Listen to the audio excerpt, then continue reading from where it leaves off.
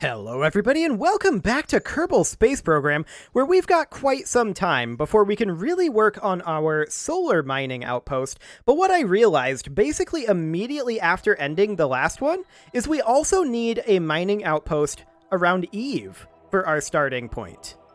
So that is definitely something that we should do. We do already have our, let's see here, our Gilly module here. And I kind of feel like we should slightly modify this so that our station is around Gilly, and we're going to need to move in our Gilly Eve fuel transit, which will need a refuel. We're going to need to move that in to Gilly orbit. So I think that's the overall concept. Now, I think I'm going to make that be an unmanned station. I do want to have some scientific experiments on it, though, even if it's just like a thermometer, because we are going to need science data from space around Gilly, right? So let's take a look at what we've got here. Explore Eve. Transfer any crew between vessels near Eve. That's not something we're going to do anytime soon. However, a new orbital station around Eve, that's something we can do. Have a facility supporting at least 5 Kerbals. 500 units of monoprop in orbit of Eve. That's super easy. We can do that on our way to Gilly. Let's grab that. Anything else? Not amazingly great. I think we'll just do this for now. So, let's start working on that station that we're going to send to Eve. And this station should be able to be done much faster than the solar station. We'll be able to use up some of our time warp time. So let's go ahead and have this start off with a cupola module. We're not going to put a Kerbal in it, to be clear. So we'll put a cupola here, and then we will put in a hitchhiker storage container. So that would, of course, be in here, I believe. Yes. So that is 5 Kerbals that can support right now. So that satisfies this portion here. Or actually, it's this one. This portion here. We're going to need 500 units of monoprop. Okay. That's something we can do. Let's see. This one would be 400 units. This one is 1650 units. That's too big. That is too big. 750. Okay. So, there's that satisfied. All we need now is to be in orbit of Eve. And this is good. Technically. Emphasis on the technically. So let's go ahead and put in a large remote guidance unit. Where would that need to go? Just in terms of size? We could just put a small one right in front of that window, I suppose. I don't think we have a larger remote guidance unit, do we? I mean, we've got this guy. I'm not sure how helpful that really is. I do want this to be unmanned, at least for now. So let's go ahead and put in a... I would love to have a relay antenna on this. And that is... yeah, we want this relay antenna, ideally. That would need to go somewhere around here. I suppose we could just put this remote guidance unit smack on top. It's ugly. But we could. Or we could put it here. We would probably have to affix it with struts, but that's maybe okay. So we would definitely want to have a fairing of some type around this for ascent. So let's go ahead and put in a fairing here. This would need to be a 2.5 meter fairing. And then we'd have it come out a little wider than this, actually. Maybe somewhere around here. There or so? No, it needs to be even wider, actually. Maybe if we put the relay antenna up here.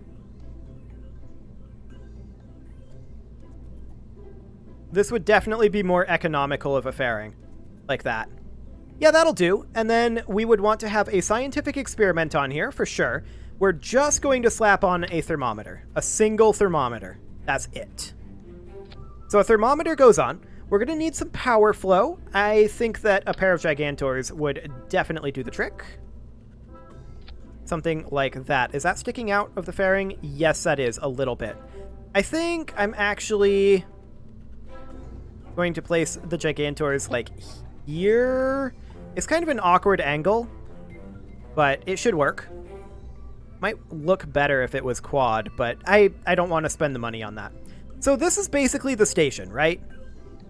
As far as this fairing goes, the fairing will be jettisoned, and we do want to have struts on this joint, if we can get away with that. Yes, we can. Okay, so struts on that joint. Then we're going to want to have some fuel down here. And I think all I'm going to do there is just put a Jumbo 64. And then a big ol' poodle engine. Fantastic. And then down here, we're probably going to want to have some docking ports in case we want to expand this a little later on. So we'll just put like quad-coupled docking ports here. And then say another, actually, they should be like in line with these. So like here, and then bi-coupled in line there. Like that. That'll give us some expansion opportunities. We should probably actually be able to use the monoprop. That would probably be helpful.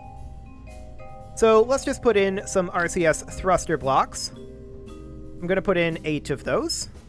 Actually, I'm going to put in 4 of those. We're going to put them in here. Like that. Okay, now that's not going to be the greatest, right? We're also going to want a reaction control wheel here, so let's go ahead and put one in up here, a large SAS. Like that. There we go, attach that in. Bearing should probably be edited here. Okay, so we'll edit that fairing, and we'll bring this up a little bit more. Not like that. That's not what I wanted at all. Okay, we'll just bring it in more like that. Awkward fairing is awkward, but it's okay. Now, to lift this. How do we want to lift this? Well, we're going to need a TD25 decoupler here, for sure. That would, of course, be down over here. TD25. And then we're probably going to want another pair of Jumbo 64 fuel tanks. Once again, going back to the good old-fashioned lifted by a mainsail, I think. And we'll check our thrust to weight, which probably won't be amazing. 1.12. It's technically going to lift, but it's not going to be very efficient. We're also definitely going to need to be concerned about our aerodynamics on this thing. Let's go ahead and strap on a couple of SRBs to help out that initial thrust to weight. We'll just place these like up here, and we'll put in a couple of Clydesdales.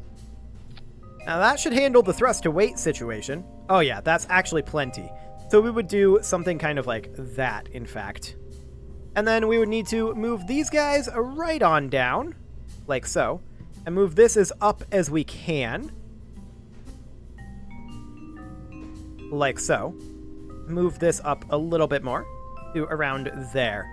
It's not going to be great for the stage separation, but it'll do the trick. And then we're just going to, of course, plop in some of, not these guys, but rather these guys, nose cones. We're going to want to put in some strut connectors from here to here. And also from here to here. And while I'm at it, I'm also going to connect it from here to here. Okay. So this is a little awkward looking for sure, but it'll get the job done. As far as aerodynamics go, this is going to be an interesting rocket aerodynamically. It's quite tall. I think we'll just go for good old-fashioned tail fins, 4 of them. And they will, of course, go somewhere like... As we burn, the fuel's going to go up. Or the center of mass is going to go up, rather. So maybe we just place them, like... there. I have no idea how this is going to work aerodynamically. So it supports at least 5 Kerbals, it has the monoprop, and it maintains stability, and we need to put it in orbit of Eve. Okay. Sounds good. I think we are ready to launch this. So we'll call this the Eve Station. This is going to be an unmanned station because we're just burning through the Kerbals at this point with all these stations. So off we go. As soon as it loads, anyway. There we go. Okay. Yes. This issue. Oh, I hate it so much. Okay. There we go. Problem solved. So, SAS on, throttle up. We're going to launch with just SRBs to go with. Valentina, why are you here? You should not be here. Revert that back to vehicle assembly. We want this unmanned. I didn't remove Valentina. She would automatically be added. Okay.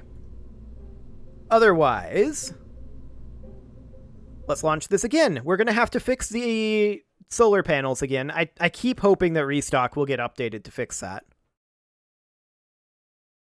Unfortunately, if it has, I haven't seen it yet.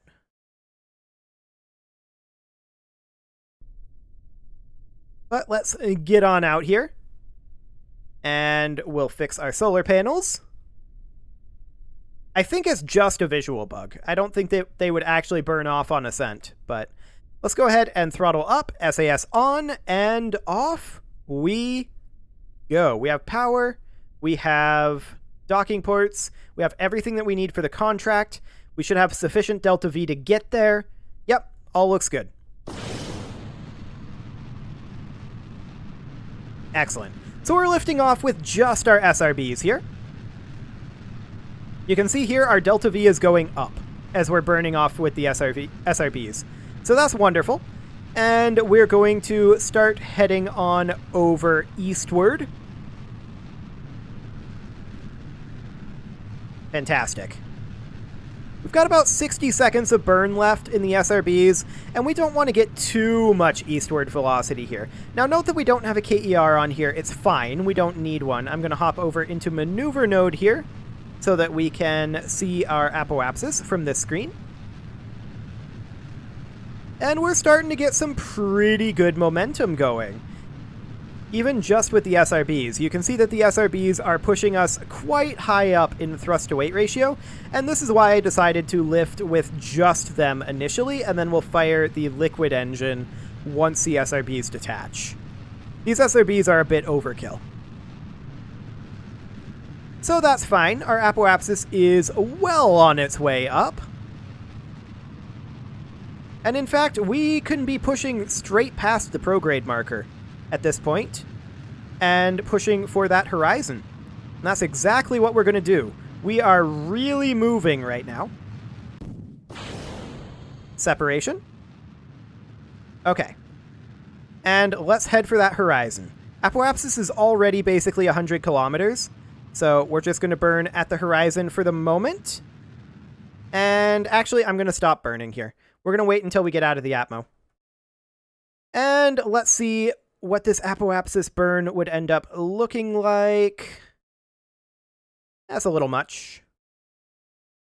That's a little bit awkwardly timed. Much better. Okay, we'll go ahead and lock to the maneuver node. We can now ditch our fairing. And we are going to extend our solar panel, I think, once we hit the vacuum of space. We'll wait on that. And we're in the vacuum of space. This is going to be a 1 minute 27 second burn to get us into orbit. And that's fine. That is, of course, going to be burned at T-minus 30 plus, let's see here, 13.5 seconds. So 43.5 seconds. Okay, we'll go ahead and warp towards that. And we'll burn now. Excellent. Technically, it should have been burning 43.5 seconds from apoapsis, but close enough. Close enough for rocket science. Everything is close enough if you have enough Delta V to throw at the problem. That sounds like a t-shirt. That would be an exciting t-shirt, actually. I would get that t-shirt. Okay, so we're going to finish off our orbital burn here. No big deal.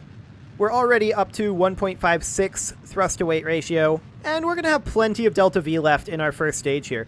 I mean, we almost achieved orbit just with our SRBs. We probably could have if I had taken a bit more of an efficient ascent profile, as well as thrust limited them a little bit. You wouldn't want to thrust limit them much, but a little bit.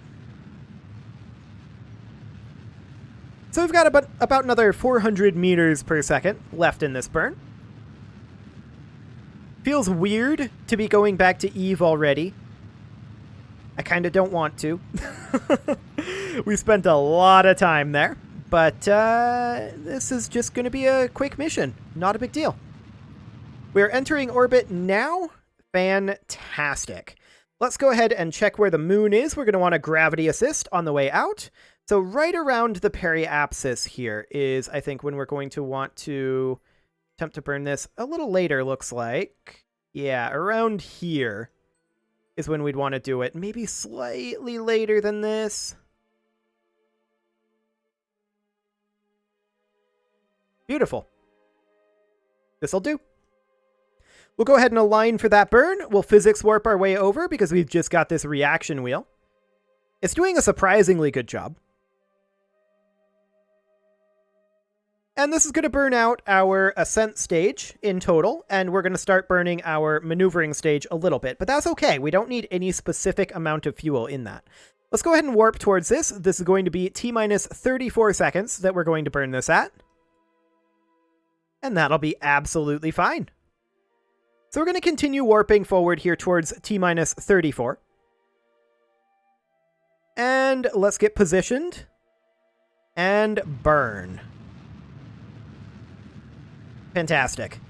I should have let it position before we warped further, but oh well. So off we go to get a gravity assist from the moon. As I said, this is going to completely burn off our ascent stage, and we'll start using our interplanetary maneuvering stage. It's completely fine. We don't need that much delta V to get where we're going. And we've got 4,000 in this tank.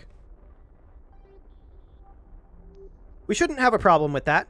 One thing I did just realize, these are regular Clampatron docking ports. And our existing fuel transit system uses docking port juniors. Maybe we should just leave this in a high orbit around Gilly. Or not Gilly. Well, we should go to Gilly, though, because we have the contract. Maybe we should just pop this into a Gilly orbit and call it good. Satisfy the contract. Okay. There we go. Should be good enough. Yep. That is escape velocity. So next up, of course, we're going to set Eve as our target. We're going to need to warp our way on out of here. Can we warp to here? No. Can we warp to here? Yes, we can. And so we shall. Goodbye, Kerbin. Hello, Moon.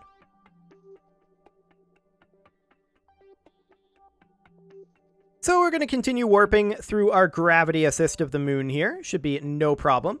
Now, we don't have a ton of battery power on this, but we're not expecting to need a ton of battery power. Okay, and now we are going to go ahead and warp to our Kerbin escape. Here in 17 more days. Is that Minmus out there? I think that might be Minmus. Yeah, it has to be, because that's Kerbin, that's Moon. Fantastic. So off we go. Our descending node is going to be up here. So we should, at this descending node, put in a maneuver here. And of course, it's the descending node, so we want to burn normal. And we're going to want to bring that to that. Glorious. That will do the trick. And we'll go ahead and align for that burn.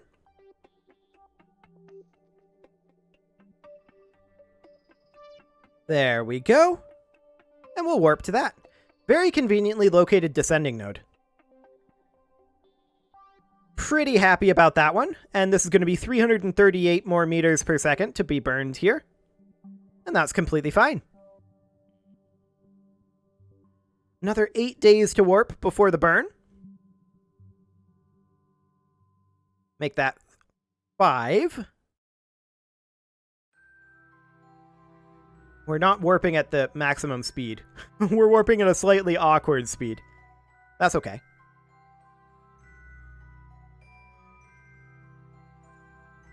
And we are going to burn this at T minus, let's see here, it would be 27.5 seconds. Yeah, T minus 27.5 seconds. So we'll warp to that. And we'll burn now.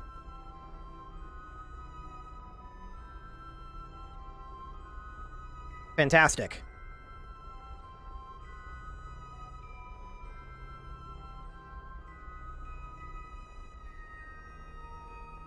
And this burn will last for another 38 seconds. And then we'll look to see... This is actually a pretty convenient transfer, I think. I think we launched at a reasonable time. Completely by accident, if so. Entirely by accident. Let's bring this down another 120 meters per second. Or rather, up. This is an ascending burn, really.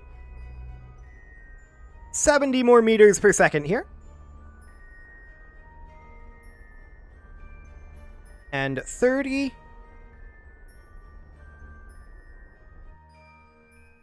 And there we go. Okay, so at this point, let's see what it would look like if we tried to do some sort of a transfer orbit. Probably awful. Yeah, that's a little awful. In fact, that's quite a lot awful, and I'm not shocked by this. What we'd really want to do is something like this, but that's a lot of DV, and would result in moving very quickly once we got there. Can we fine-tune this? Probably, is the answer. In fact, almost certainly we can fine-tune this. Let's take this off this direction. And instead, let's see what happens if we come out over this way. This is looking much, much more economical.